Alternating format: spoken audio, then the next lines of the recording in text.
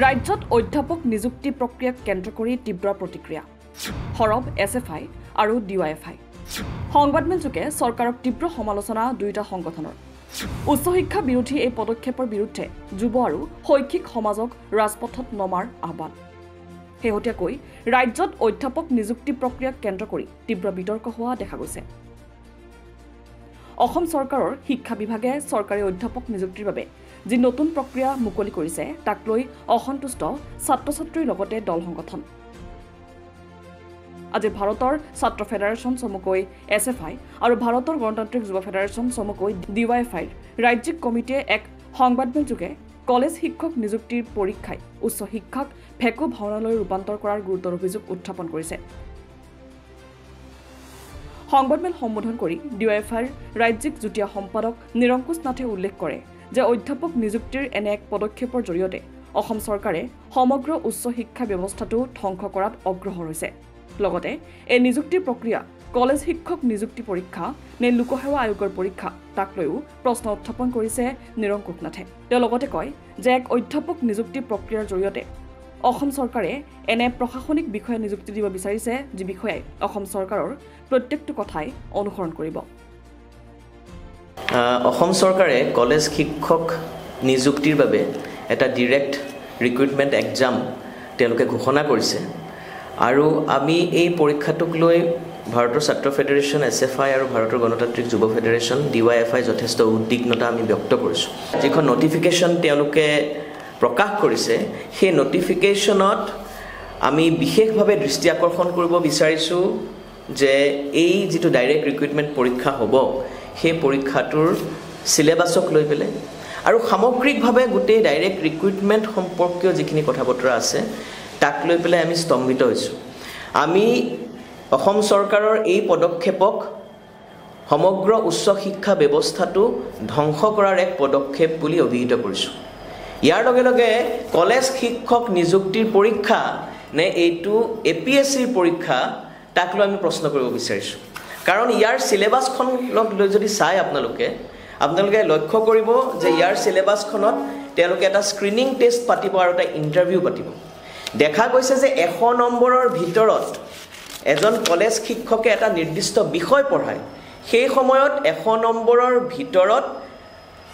ইণ্টাৰভিউত থকা 10 নম্বৰৰ মাত্ৰ 5 নম্বৰ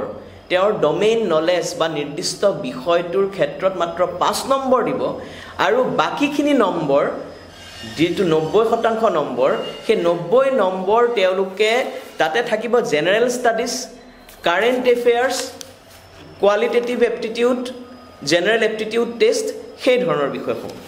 সেইকাৰণে এই পৰীক্ষাটোৰ যোগেদি যেতিয়া আমাৰ এজন কলেজ শিক্ষক নিযুক্তি দিয়া হয় সেই নিযুক্তিপ্ৰাপ্ত কলেজ শিক্ষকজনে এটা নিৰ্দিষ্ট বিষয় পঢ়ায় যে তেওঁ কিহৰ অধ্যাপক তেওঁ ইতিহাসৰ অধ্যাপক তেওঁ ম্যাথমেটিক্সৰ অধ্যাপক তেওঁ কেমিষ্ট্ৰি অধ্যাপক কিন্তু এতিয়া এই গোটেই প্ৰক্ৰিয়াটোৰ মাজেদি কলেজ শিক্ষক প্ৰস্তুত কৰিব খোজা নাই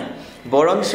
তেওঁলোকে কেইজনমান প্ৰশাসনিক বিষয়া প্ৰস্তুত কৰিব বিচাৰিছে যি প্ৰশাসনিক বিষয়াই অসম চৰকাৰে যিটো কয় সেই কথাটো মানি ল'ব ইয়াৰ লগতে তেওঁ উল্লেখ কৰিছে যে এই নতুন অধ্যাপক নিযুক্তি প্ৰক্ৰিয়াৰ জৰিয়তে ইউজিচি নিৰ্দেশনা বাতিল কৰি এক কেন্দ্ৰীকৃত প্ৰক্ৰিয়াৰ মাজেৰে চৰকাৰে অধ্যাপক নিযুক্তি দিব বিচাৰিছে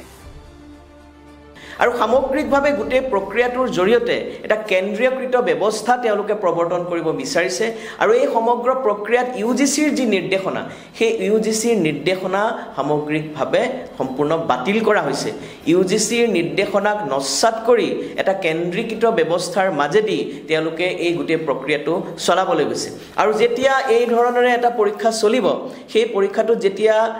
এজন যুৱকে কলেজ শিক্ষকৰ কাৰণে পৰীক্ষাটোৰ কাৰণে যেতিয়া প্ৰস্তুতি কৰিব তেওঁ কলেজ শিক্ষকৰ পৰীক্ষাটোৰ প্ৰস্তুতি কৰাতকৈ তেওঁ এপিএছচিৰ কাৰণে প্ৰস্তুতি কৰিব ইউপিএছচিৰ কাৰণে প্ৰস্তুতি কৰিব তেওঁ নিৰ্দিষ্ট যেটো বিষয় সেই নিৰ্দিষ্ট বিষয়টো খচৰি মাৰি অধ্যয়ন কৰাতকৈ তেওঁ সেই বিষয়টো ভালদৰে জানিবৰ কাৰণে তেওঁ সেই ধৰণে পঢ়া-শুনা নকৰিব তাৰ ফলতে তেওঁ এপিএছচি ইউপিএছচি দিয়া ভাল আনকি চাকৰি নিযুক্তি পোৱাৰ পিছতো তেওঁ ল'ৰা-ছোৱালী পঢ়াতকৈ তেওঁ গোটেই মনোনিবেশ থাকিব যুৱকজনৰ এটা ভাল সংস্থাপনৰ কাৰণে এপিএছচি ইউপিএছচি কাৰণ সিলেবাছটো এপিএছচি ইউপিএছচিতে যাবগৈ তেওঁ নিৰ্দিষ্ট বিষয়টোৰ ক্ষেত্ৰত নাযায় আৰু সামগ্ৰিকভাৱে উচ্চ শিক্ষাৰ ক্ষেত্ৰখনত দেখা যাব যে গৱেষণাৰ যিটো দিশ আমাৰ অতি গুৰুত্বপূৰ্ণ যে আজি উচ্চ শিক্ষাৰ শিক্ষা অনুষ্ঠানসমূহে গৱেষণাত গুৰুত্ব দিয়াৰ প্ৰয়োজন সেই ক্ষেত্ৰত গৱেষণাৰ দিশটো সম্পূৰ্ণৰূপে আওকাণ কৰা হ'ব যেতিয়া এজন যুৱকে প্ৰস্তুতি কৰে তেওঁ সেই প্ৰস্তুতি কৰাৰ সময়ত এজন কলেজ শিক্ষক হ'বলৈ তেওঁ ডিগ্ৰী মাষ্টাৰ ডিগ্ৰী আৰু তাৰ লগে লগে তেওঁ গৱেষণাৰ দিশটোৰ ক্ষেত্ৰত বিভিন্ন ৰিচাৰ্চ পেপাৰ প্ৰস্তুত কৰা এমফিলৰ কাৰণে গুৰুত্ব দিয়া সেই গৱেষণাৰ গোটেই প্ৰক্ৰিয়াটোক আচলতে নস্যাৎ কৰা হৈছে যিহেতু 90% নম্বৰ তেওঁলোকে এই পৰীক্ষাটোত গুৰুত্ব দিছে আৰু এই পৰীক্ষাটোত দেখা গৈছে যে তাত জেনাৰেল ষ্টাডিজ কাৰেণ্ট এফেয়াৰ্ছ এই বিষয়সমূহে আছে মই এইখিনি কথা কৈছোঁ তদুপৰি ভাৰতৰ ছাত্ৰ ফেডাৰেশ্যনৰ ৰাজ্যিক সদস্য ৰাজদীপ মহন্তই সমগ্ৰ নিযুক্তি প্ৰক্ৰিয়াটোক কেন্দ্ৰ কৰি প্ৰশ্ন উত্থাপন কৰিছে যে এগৰাকী অধ্যাপকে শিক্ষকতা কৰিবলৈ তেওঁৰ নিৰ্দিষ্ট বিষয়ৰ ওপৰত জ্ঞান থকাটো প্ৰয়োজনীয় নে চৰকাৰী আঁচনিক লৈ জ্ঞান থকাটো প্ৰয়োজনীয় লগতে এই নিযুক্তি প্ৰক্ৰিয়াৰ জৰিয়তে অধ্যাপকৰ গৱেষণাৰ গোটেই ব্যৱস্থাটোকেই নস্যাৎ কৰাৰ চেষ্টা কৰিছে বুলি উল্লেখ কৰিছে ৰাজদীপ মহন্তই মূলত কথাটো হৈছে যে 90 নম্বৰ আপোনাৰ লিখিত পৰীক্ষাটো দিয়া হ'ব আৰু 10 নম্বৰ ইণ্টাৰভিউ দিয়া হ'ব এটা আমাৰ কথাতে হৈছে যে এগৰাকী শিক্ষকে যিগৰাকী কলেজ শিক্ষকে ৰসায়ন বিদ্যা পঢ়াব বা যিসকলে ফিজিক্স পঢ়াব তেওঁ ফিজিক্স জনাটো বেছি গুৰুত্বপূৰ্ণ নে চৰকাৰী আঁচনি জনাটো বেছি গুৰুত্বপূৰ্ণ গতিকে গোটেই পৰীক্ষাৰ ব্যৱস্থাটোৰ জৰিয়তে আমাৰ এজন ৰসায়ন বিজ্ঞানৰ এজন কলেজ শিক্ষকৰ মূল চৰ্তটো কি হ'ব এজন কলেজ শিক্ষকৰ মূল চৰ্তটো হ'ব লাগিব যে এটা নিৰ্দিষ্ট যিটো বিষয় তেওঁ শিক্ষাৰ্থীসকলক পঢ়াব কলেজ এখনত পঢ়াব স্কুলত নহয় হাই সেকেন্ডাৰী নহয় কলেজ এখনত যেতিয়া এগৰাকী শিক্ষাৰ্থীক পঢ়াব সেই বিষয়টোৰ ওপৰত গভীৰভাৱে পঢ়াব সেই গভীৰভাৱে বিষয়টোকে নস্যাৎ কৰি পেলাই তাৰ ওপৰত যিটো আমাক নলেজ লাগিব এজন শিক্ষকৰ সেই বিষয়টোক নস্যাৎ কৰি পেলাই চৰকাৰী আঁচনি কিমান জানে কিমান নাজানে তাৰ ওপৰত গোটেই পৰীক্ষাটো নিৰ্ধাৰণ কৰাৰ কথা কৈছে আৰু মূলত কথাটো হৈছে এখন কলেজ বা এখন ইউনিভাৰ্চিটিৰ মূল কথাটো কি তাৰ হৈছে আমি নতুন জ্ঞানৰ সন্ধান বা গৱেষণা এই গৱেষণাৰ লগত এখন কলেজৰ বা উচ্চ শিক্ষাৰ মূল স্তম্ভটো হৈছে গৱেষণা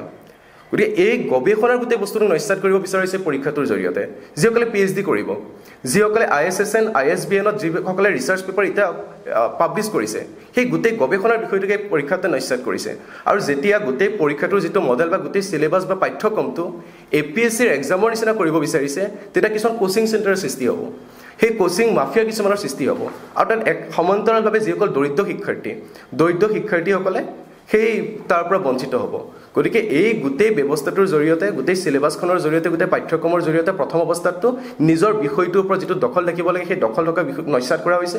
গৱেষণা উচ্চ শিক্ষাৰ লগত যিটো মূল স্তম্ভ বুলি কোৱা হয় উচ্চ শিক্ষাৰ যিটো মূল বিষয়বস্তু বুলি কোৱা হয় গৱেষণা সেই গৱেষণাক নস্যাৎ কৰিব বিচৰা হৈছে আৰু তাৰ সমান্তৰালভাৱে কোচিং মাফিয়াৰ কিছুমান সৃষ্টি কৰিব বিচৰা হৈছে আৰু গোটেই ব্যৱস্থাটো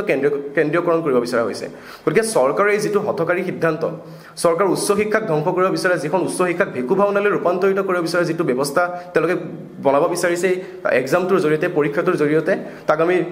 ধিক্কাৰ জনাইছোঁ আৰু SFI আমি দাবী জনাইছোঁ যে গোটেই পৰীক্ষাৰ যিখন সিলেবাছ আছে সিলেবাছখন অতি শীঘ্ৰে পৰিৱৰ্তন কৰিব লাগে আৰু উচ্চ শিক্ষাক ৰক্ষা কৰিব লাগে মূলত আমাৰ কথাকেইটা এইটো আৰু এটা কথা ক'বলগীয়া যে টিচাৰ এণ্ড ষ্টুডেণ্ট ৰেচিঅ'ৰ ওপৰত তেওঁলোকে ভেকেঞ্চিৰ কথা কৈছে অৰ্থাৎ এজন শিক্ষকে যদি পঢ়াই আছে সেই শিক্ষকজন ঢুকোৱাৰ পিছত তাত সেই কলেজখনত শিক্ষক আৰু ছাত্ৰৰ অনুপাত চোৱা হ'ব তাৰ জৰিয়তে সেই ভেকেঞ্চিবিলাক ভৰ্তি কৰোৱা হ'ব কিন্তু এখন কলেজত যদি এটা বিষয়ত এজন 5জন ছাত্ৰ আছে মেজৰ বিষয় এটা সেইটো যিকোনো বিষয় হ'ব পাৰে সেই বিষয়টোত যেন 5জন ছাত্ৰ আছে সেই 5জন ছাত্ৰ থকা বিষয়টো যেতিয়া এগৰাকী শিক্ষকে অৱসৰ ল'লে বা তেওঁৰ ঢুকাল তাৰপিছত সেই যিটো ভেকেঞ্চি হ'ব সেইটো ভেকেঞ্চিটো কেনেকৈ পূৰণ কৰা হ'ব সেই বিষয়ে অস্পষ্ট কোনো ধৰণৰ স্পষ্টভাৱে তেওঁলোকে কোৱা নাই এই 5জন ছাত্ৰৰ বা শিক্ষাৰ্থীৰ শৈক্ষিক ভৱিষ্যত কি হ'ব সেই প্ৰশ্ন আমি চৰকাৰখনক সুধিব বিচাৰিছোঁ গতিকে এই গোটেই ব্যৱস্থাটোৰ জৰিয়তে মই বাৰম্বাৰ কৈ আছোঁ যে গোটেই উচ্চ শিক্ষাক ধ্বংস কৰিব বিচৰা হৈছে উচ্চ শিক্ষাক ভেকু ভাওনালৈ ৰূপান্তৰিত কৰিব বিচৰা হৈছে আৰু গৱেষণাৰ দৰে মূল বিষয়বস্তুটোক নস্যাৎ কৰিব বিচৰা হৈছে শেষত DYFI ৰাজ্যিক যুটীয়া সম্পাদক নিৰংকুশ নাথে ভাৰতৰ ছাত্ৰ ফেডাৰেশ্যন আৰু ভাৰতৰ গণতান্ত্ৰিক যুৱ ফেডাৰেশ্যনে অসম চৰকাৰৰ এই নতুন অধ্যাপক নিযুক্তি প্ৰক্ৰিয়াৰ সম্পূৰ্ণ বিৰোধিতা কৰাৰ কথা উল্লেখ কৰাৰ লগতে আগন্তুক সময়ত অসমৰ ছাত্ৰ আৰু যুৱ সমাজক চৰকাৰৰ এই উচ্চ শিক্ষা বিৰোধী পদক্ষেপৰ বিৰুদ্ধে ৰাজপথত ওলাই আহিবলৈ আহ্বান জনাইছে DYFI আৰু SFI আমি উচ্চ শিক্ষাক ভেকু ভাওনালৈ ৰূপান্তৰ কৰিব বিচৰা এই ডিৰেক্ট ৰিক্ৰুইটমেণ্ট প্ৰচেছটোৰ আমি বিৰোধিতা কৰিছোঁ ইয়াৰ ক্ষেত্ৰত যি সিলেবাছ আছে সেই সিলেবাছ পৰিৱৰ্তন কৰিব লাগিব যাতে যি নিৰ্দিষ্ট বিষয় আছে যিটো বিষয়ৰ কাৰণে সেই শিক্ষক নিযুক্তি দিয়া হ'ব সেই বিষয় যাতে সামৰি লোৱা হয় সেই সিলেবাছত তাৰ ব্যৱস্থা কৰিব লাগিব উচ্চ শিক্ষাক ধ্বংস কৰাৰ যিটো পৰিকল্পনা সেই পৰিকল্পনা আমি কোনো কাৰণতে সহ্য নকৰোঁ আৰু আপোনালোকে লক্ষ্য কৰিব যে ইয়াৰ যিখন সিলেবাছ আছে তাত কি জানিব লাগিব policies and schemes of central government and state government তেওঁলোকে কি আঁচনিৰ সৃষ্টি কৰিছে সেই আঁচনি তেওঁলোকে জনাত গুৰুত্ব দিছে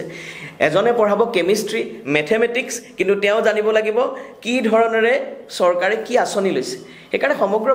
ব্যৱস্থাটো তেনেকুৱা আৰু কেন্দ্ৰীকৃত যি এক ব্যৱস্থা কৰিছে তাত গভৰ্ণিং বডিবিলাকৰ যিবিলাক ভূমিকা সেই গভৰ্ণিং বডিৰ ভূমিকাক সাংঘাতিকভাৱে নস্যাৎ কৰা হৈছে সেইকাৰণে এই সমগ্ৰ বিষয়টোক লৈ আগন্তুক সময়ত আমি ছাত্ৰ যুৱ সংগঠন দুটাই আমি আহ্বান জনাইছোঁ যাতে ছাত্ৰ আৰু যুৱক যিসকল যুৱকে আজি প্ৰস্তুতি কৰি আছে কলেজ শিক্ষকৰ নিযুক্তিৰ কাৰণে তেওঁলোক ওলাই আহক গোটেই শৈক্ষিক সমাজ যিসকলে ইতিমধ্যে শিক্ষাদান কৰি আছে আমাৰ শিক্ষাগুৰুসকল কলেজৰ প্ৰিন্সিপালসকল সকলো ওলাই আহি চৰকাৰৰ এই হঠকাৰী সিদ্ধান্তৰ বিৰুদ্ধে আমি ৰাজপথত নামিম আৰু চৰকাৰক অসমৰ উচ্চ শিক্ষাৰ ক্ষেত্ৰখন আমি কোনো কাৰণতেই ধ্বংস কৰিবলৈ নিদিওঁ তাৰ কাৰণে সকলোকে ওলাই আহিবলৈ আমি আহ্বান জনাইছোঁ